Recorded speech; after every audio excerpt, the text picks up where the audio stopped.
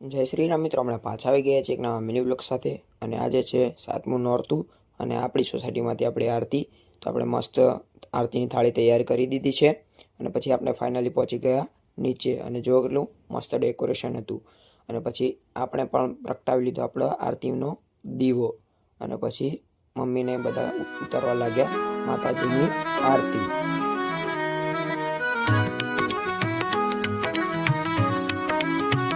जय अम्बे गौरी मैया जय श्याम गौरी, तुमको निस्दिन ध्यावत हरि ब्रह्मा शिव जी।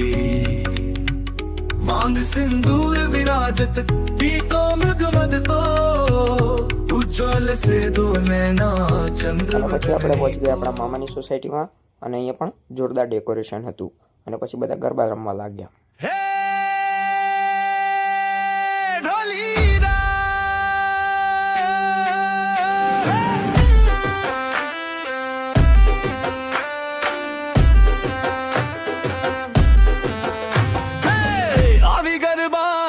रात आवी रे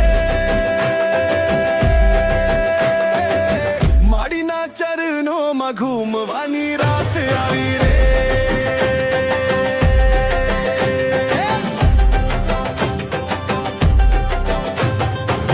ढोलीडा तारा ढोल नी धुन पर नाचे आ जग सारू, झूमे आ जग सारू।